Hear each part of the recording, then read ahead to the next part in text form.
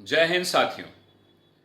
पिछले 6 सालों में देश की अर्थव्यवस्था को मोदी सरकार की गलत नीतियों ने बहुत नुकसान पहुंचाया। शुरू शुरू में यह लगता था कि प्रधानमंत्री और उनके फाइनेंस मिनिस्टरों का कम अनुभव है जो हमारी अर्थव्यवस्था को नुकसान पहुंचा रहा है। लेकिन जब आप तमाम बातों पर गौर करेंगे तो आपको यह पता चलेगा कि यह कम अनुभव नहीं था, बल्कि एक सोची समझी रणनीति के तहत प्रधानमंत्री देश की पूरी अर्थव्यवस्था को कुछ कॉरपोरेट घरानों के हाथ गिरवी रखना चाहते हैं। आप गौर कीजिए इन बातों पर कि पिछले 6 सालों में इन्हीं कॉरपोरेट घरानों के कई लाख करोड़ रुपए के कर्ज यूं ही माफ कर दिए गए और ऐसे कानून बनाए गए कि बैंक इन्हीं के सामने हाथ जोड़े खड़ा रहे। राफेल विमान का ठेका हमारी सरकारी कंपनी को न देते हुए सरकार ने एक प्राइवेट कंपनी को दे दिया। ऐसी कई सरकारी कंपनियां जो मुनाफे में काम कर रही हैं, उन्हें आखिर प्राइवेट कंपनियों के हाथों बेचने की क्या वजह हो सकती है?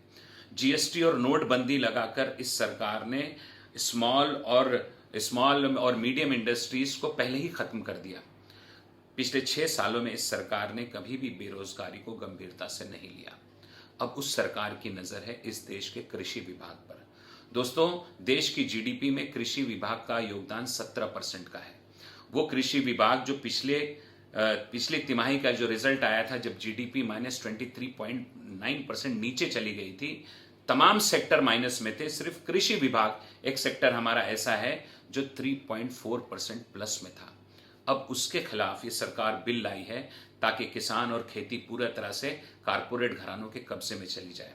दोस्तों, इस बिल के बाद किसान के पास सिर्फ 2 ही रास्ते बचते हैं, या तो वो आत्महत्या कर ले या तो फिर वो अपनी जमीनें बेकारी और कर्ज से तंग आकर इन बड़ी बड़ी कंपनियों के हाथों फरोख्त कर दें।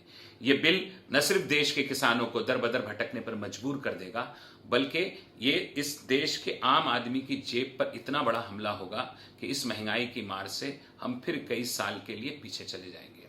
हम विरोध करते हैं ऐसे काले बिल का, जो न सिर्फ हमारे किसान के खिलाफ है, जो न सिर्फ हमारे आम आदमी के खिलाफ है, बल्कि इस देश के भी खिलाफ है। जय हिंद।